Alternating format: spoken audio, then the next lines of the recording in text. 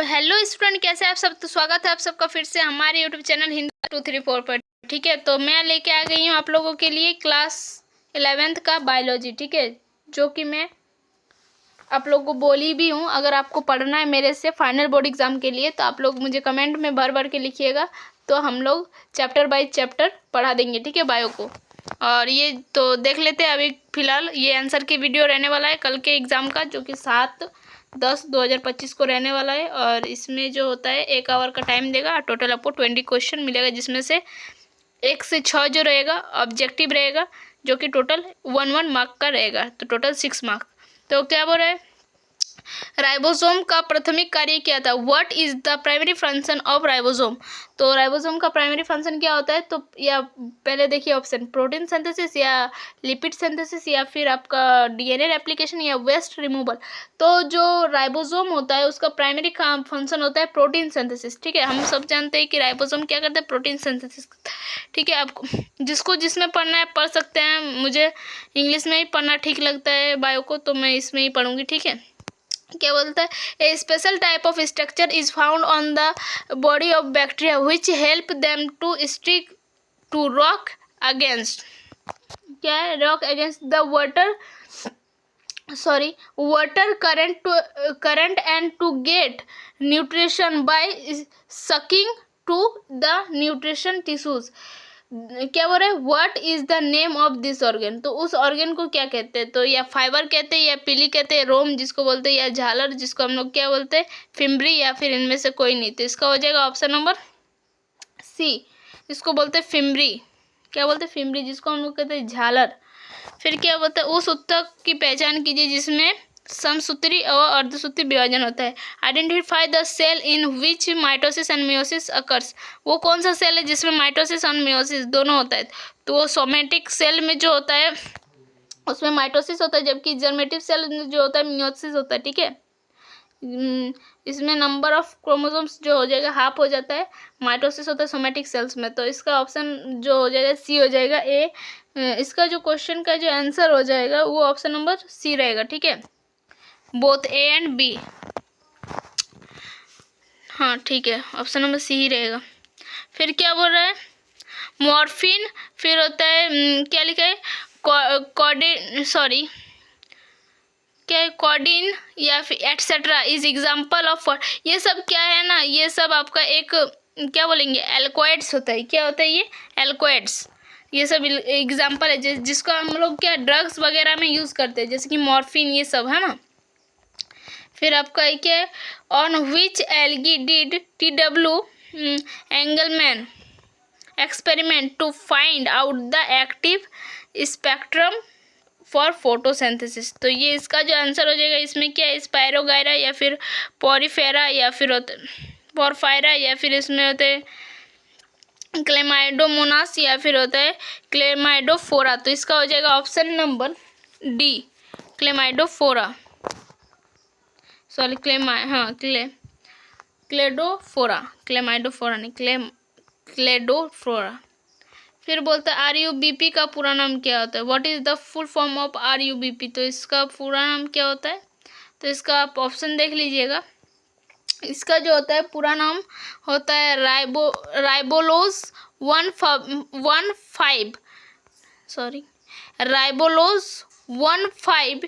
Bisphosphate. बिस लगता है मतलब जहाँ पर 2 है, वो राइबोलोज में 2 है क्या, फॉस्फेट ग्रुप। ठीक है ना, वही बोल रहा है। ठीक है, तो ये सब नेम है इस तरह का। फिर क्या बोलता है, right 3 main similarities between eukaryote and prokaryote cells. ठीक है, देख लेंगे। फिर बोल रहा है what is the difference between mitosis and meiosis, देख लेंगे। ठीक है, क्या बोल रहा है, right the main factor affecting enzyme activity, इसको भी देखना है। ठीक है, जो कि ये सब थोड़ा शॉर्ट आंसर टाइप रहेगा, ना ही ज़्यादा लॉन्ग ना ही ज़्यादा शॉर्ट, क्योंकि ये वेरी शॉर्ट नहीं है ना।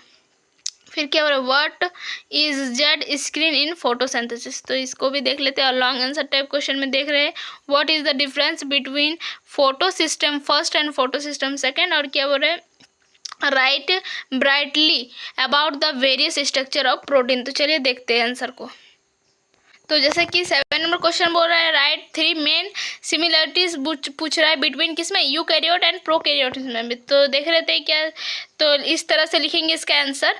क्या eukaryote and prokaryote cells share several की सिमिलरिटीज, इसमें कुछ फॉलोइंग सिमिलरिटीज है ऐसा भी लिख सकते हैं, ठीक है। Both type of cells are enclosed by a cell membrane that separated the cell interior from the outside environment। तो दोनों सेल में क्या होता है ना, सेल मेम्ब्रेन प्रेजेंट होता है जो कि सेपरेट करता है किसको, सेल के इंटीरियर को सेल के बाहर भागों से, ठीक है। जो सेल के आउटसाइड जो होता है, ठीक है, कोशिका के जो बाहरी आवरण जो होता है, बाहरी जो वातावरण है उससे वो अलग करता है, सेपरेट करता है सेल के अंदर के भाग को, इसीलिए सभी में होता है। ये प्रोकैरियोट यूकैरियोट दोनों में देखने को मिलता है।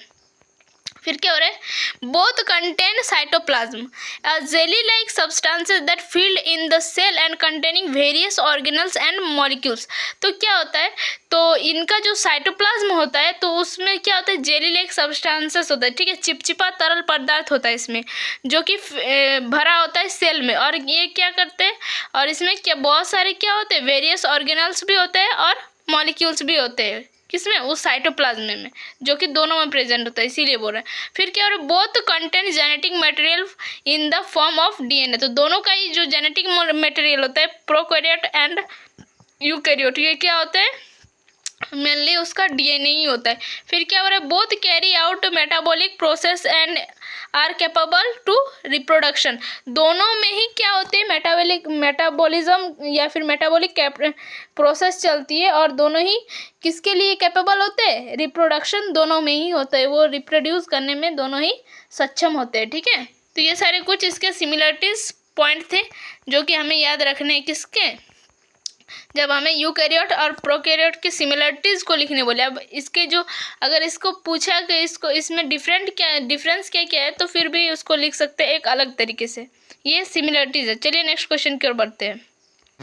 जैसे कि नेक्स्ट क्वेश्चन आपको पूछ रहा है माइटोसिस एंड मियोसिस के बीच डिफरेंस पूछ रहा है, ठीक है, डिफरेंशिएट करने बोल रहा है। तो क्या बोल रहा है, mitosis and meiosis are two type of cell division with, क्या लिखा है, डिस्टिंक्ट डिफरेंस। इसमें कुछ डिफरेंस दिखा जाता है, क्या क्या है देखिए। पहले हम देखेंगे माइटोसिस, क्या result in two genetically identical daughter cells each with the same number of chromosomes. इसमें क्या होता है, जो पेरेंट्स, माइटोसिस में क्या होता है, नंबर ऑफ क्रोमोसोम्स सेम रहते हैं पेरेंट्स बॉडी में, एंड उसके जो होता है सिबलिंग्स में, मतलब उस सिबलिंग्स नहीं, जो पेरेंट्स होते हैं और उनके जो प्रोजेनी होते हैं दोनों में जो होता है उसका जेनेटिक मटेरियल में जो नंबर ऑफ क्रोमोसोम्स होते हैं वो सेम होते हैं।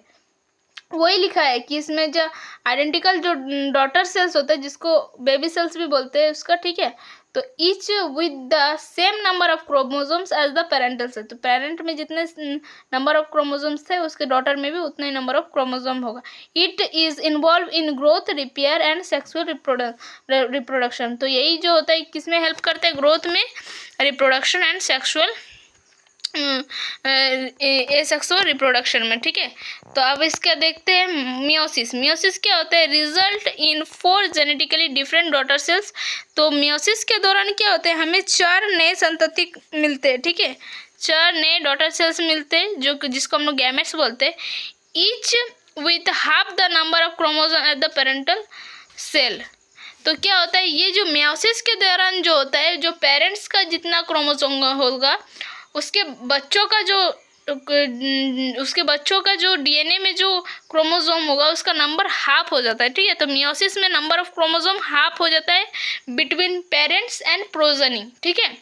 जबकि माइटोसिस में क्या होता है, नंबर ऑफ क्रोमोसोम सेम होता है। तो वही बोल रहा है and it is involve in sexual reproduction. तो इस तरह से इसको देख सकते हैं, है ना। अब देखते हैं हम लोग दूसरा क्वेश्चन, और ये क्वेश्चन नंबर आपका ये भी डन होता है, ये क्वेश्चन नंबर आपका 8 डन होता है। अब नेक्स्ट क्वेश्चन की ओर बढ़ते हैं।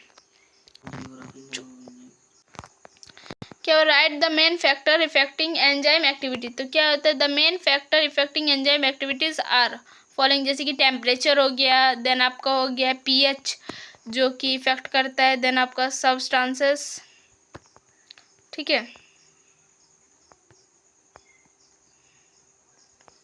और देखते हैं, रुकिए,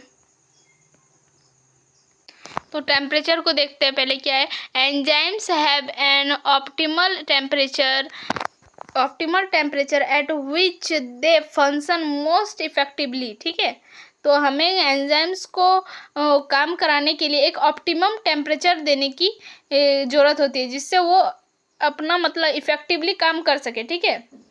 फिर क्या बोल रहा है, enzymes above and below this range can increase enzyme activities, decrease enzyme activity and very high temperature can denature the enzyme. क्या बोल रहा है, अगर एंजाइम का जो नहीं एंजाइम की एक्टिविटी में क्या इफेक्ट होता है, देखिए जब हम टेम्परेचर को बढ़ाएंगे या घटाएंगे ना, तो एंजाइम की जो एक्टिविटी होते हैं उसमें भी उसका रेंज जो होता है वो भी बढ़ने घटने लगता है, ठीक है। जिसकी वजह से जो अगर हम टेम्परेचर को बहुत अधिक बढ़ा देते हैं तो वो क्या होता है, डीनेचर हो जाता है, मतलब वो कोई काम में नहीं आता है एंजाइम, ठीक है। वो डीनेचर हो जाता है डीनेचर द एंजाइम, तो डीनेचर हो जाता है एंजाइम। तो वही है, टेम्परेचर पर बहुत ज़्यादा इफेक्ट होता है एंजाइम की एक्टिविटी का। अगर टेम्परेचर बढ़ेगा तो एंजाइम की एक्टिविटी भी बढ़ने लगेगी और एक टाइम बाद एंजाइम काम ही नहीं करेगा, ठीक है कुछ। तो फिर बोल रहा है pH, each enzyme has an optimal pH arrange. क्या पीएच रेंज, क्या बोल रहे हैं, सभी जो एंजाइम होते हैं उसके लिए एक ऑप्टिमल क्या होता है, पीएच रेंज होता है, ठीक है। चेंज द पीएच, क्या लिखा है, outside this range can alter the enzyme shape and reduce the activity. तो क्या बोलते हैं, सभी जो एंजाइम्स होते हैं उसका जो एक अपना ऑप्टिमम क्या होता है, पीएच रेंज होता है, ठीक है। अगर वो पीएच जो होता है वो अगर चेंज होता है तो जिससे क्या होता है, एंजाइम का शेप एंड उसकी जो एक्टिविटी हो जाएगी वो रिड्यूस हो जाएगा, घट जाएगा, ठीक है। फिर बोले सब्सटेंस, हाँ सबस्ट्रेट कंसंट्रेशन, क्या बोल रहा है, increase the concentration of the substances will increase the rate of reaction up to a certain point after which the enzymes become saturated and the reaction rate प्लेस्टेड, ठीक है। फिर बोलता है इनहिबिटर एंड एक्टिवेटर्स, क्या होता है, इनहिबिटर और activator किस तरह से एंजाइम की एक्टिविटी को इफेक्ट करते हैं। क्या बोल रहे हैं, inhibitors are molecules that decrease the enzyme activity. Inhibitors नाम से पता चल रहा है, इनहिबिटर्स मतलब इसको इनहिबिट कर रहा है, ठीक है, उसको रोक रहा है, उसकी एक्टिविटी को डिक्रीज कर रहा है, वही बोल रहे हैं यहाँ पर। जबकि जो एक्टिवेटर्स होते हैं, एक्टिवेटर्स क्या करते हैं, they increase the rate of, क्या बोलेंगे, एंजाइम की एक्टिविटी को, they increase the rate of enzyme activity. तो वही लिखा है विल क्या, activators are molecule that increase it, और वो बढ़ा देता है एक्टिविटी को, ठीक है, एंजाइम की एक्टिविटी को। तो इस तरह से इसको लिख सकते हैं। फिर अब नेक्स्ट क्वेश्चन देखते चलिए। ये क्वेश्चन नंबर जैसे कि 10 दिख रहा है आपको, क्या बोल रहा है, what is Z screen in photosynthesis. तो क्या होता है देख लेते हैं इसका। The Z screen in a model that describe the path of the electron flow during the light dependent reaction of photosynthesis। तो ये Z screen जो होता है वो एक मॉडल होता है जो कि क्या डिस्क्राइब करता है, path of the electron flow, electron किस दिशा में बह रहा है उसके पाथ को ये डिस्क्राइब करता है। कब, जब लाइट किस पे डिपेंड करता है, रिएक्शन फोटोसिंथेसिस में, ठीक है, light dependent reaction of photosynthesis। फिर the name Z screen comes from the zigzag shape of the क्या diagram that is illustrated the change in the energy of electron as they are transfer between photosynthesis 2 and photosynthesis first, photo system 2 and photo system first. तो इस तरह से है और इसमें process भी दिया है। तो देखिए कैसा दिया, द प्रोसेस इन्वॉल्व किस तरह से, light energy is absorb by photo system 2 और क्या है, एक्साइटिंग द इलेक्ट्रॉन, जिससे एक्साइटेड होते क्या होता है, इलेक्ट्रॉन एक्साइटेड हो जाता है, कब, जब लाइट एनर्जी एब्जॉर्ब करता है फोटो सिस्टम सेकेंड। फिर क्या हो रहा है, this high energy electron is passes and an electron transfer chain. फिर 3 नंबर बोल रहा है, the electron lose energy as it क्या move through the chain and this energy is use in to produce ATP. फिर then आपका क्या बोल रहा है, the electron is then passes to photosystem first where it is reenergized by other photon by light. ठीक है, इस तरह से देख सकते हैं।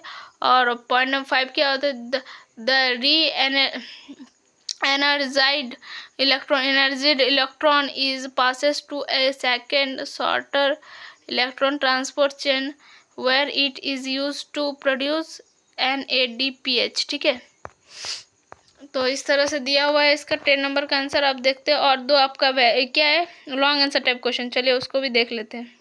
तो जैसे कि आप लोग देख रहे हैं कि ये आपका 11 नंबर का क्वेश्चन है। क्या हो रहा है, what is the difference between photo system first and photo system second, difference पूछ रहा है।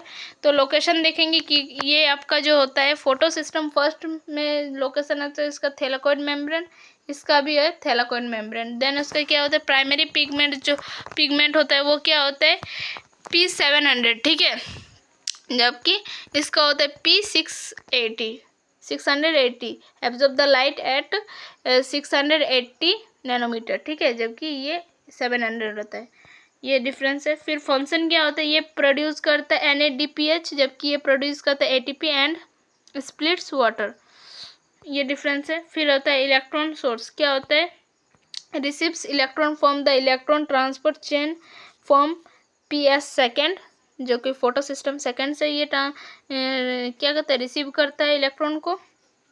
जबकि ये क्या करता है, receive electron from the splitting of water, जबकि ये इलेक्ट्रॉन को रिसीव करता है फ्रॉम स्प्लाइटिंग ऑफ वाटर।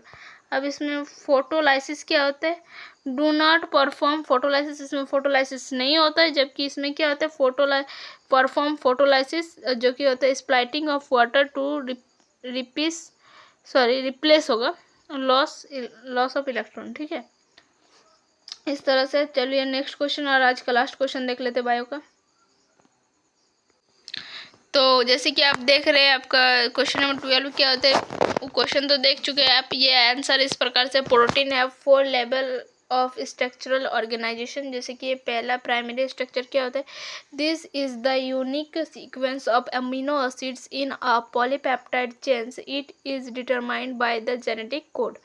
तो इस तरह से इसका है। ठीक है, सेकंड वाला क्या होता है, सेकेंडरी स्ट्रक्चर्स क्या होता है, this refer to the location folding of the polypeptide chain into a specific shape, such a alpha helix and beta helix। ठीक है, set plate sets which are stabilized by hydrogen bond. ठीक है, फिर आपका tertiary structure में क्या है, देखिए